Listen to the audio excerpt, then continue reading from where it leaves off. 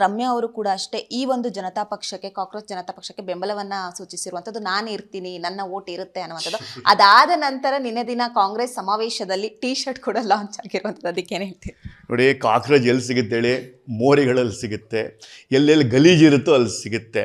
So ನೀವು ಆ ಕಾಂಗ್ರೆಸ್ ವ್ಯಕ್ತಿಗಳು ಮತ್ತು ಯಾರು ಮಾತಾಡಿದ್ರಲ್ಲ ಅವ್ರಿಗೆ ಆ ಮನಸ್ಥಿತಿನೇ ಇರೋದು.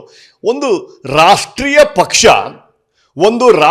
ಪಕ್ಷದ LOP ಆಗಿರ್ತಕ್ಕಂಥ ಕಾಂಗ್ರೆಸ್, ರಾಹುಲ್ ಗಾಂಧಿ ಅವರು 90 ಸೀಟನ್ನು ತಗೊಂಡಿರ್ತಕ್ಕಂಥ ಕಾಂಗ್ರೆಸ್ ಪಕ್ಷ, ನಾನು ಇನ್ನೊಂದು ಯಾವುದೋ ಈಗ ಹುಟ್ಕೊಂಡಿರೋ ಪಕ್ಷಕ್ಕೆ ಜೈಕಾರ ಹಾಕ್ತಾರೆ ಅಂದರೆ ಅವ್ರದಲ್ಲಿ ಎಷ್ಟು ಒಳಗಡೆ ಕೊಳ್ಳಿದೆ, ಚಿಲ್ಲರೆ ಬುದ್ಧಿ ಇದೆ ಅಂತ ನಿಮ್ಗೆ ಗೊತ್ತಾಗುತ್ತೆ.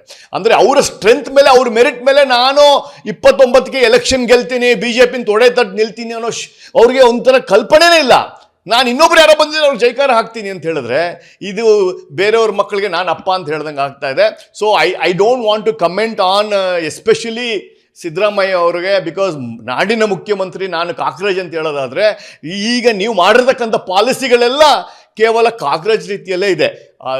55,000 ಕೋಟಿ ರೂಪಾಯಿಗಳನ್ನು ಗ್ಯಾರಂಟಿಗಳಲ್ಲಿ ಕೊಟ್ಟು ನಮ್ಮನ್ನು ದಿವಾಲಿ ಮಾಡೋ ಹೊರಟಿದ್ದೀರಾ. ದಿವಾಲಿ ಮಾಡಿ ಕಾಕ್ರೋಚ್ ಥರನೇ ಬದುಕಬೇಕು ಅಂತ ನಿಮ್ಮ ಆಸೆ ಇದೆ ಅನ್ಕೊತೀನಿ. ಸೊ ಅವರು ಐ ಆಮ್ ಕಾಕ್ರೋಚ್ ಅಂತ ಹೇಳೋದ್ರಲ್ಲಿ ಏನು ಸಂದೇಹ ಏನಿಲ್ಲ. Yes, our state economy is cockroach because of Siddaramaiah.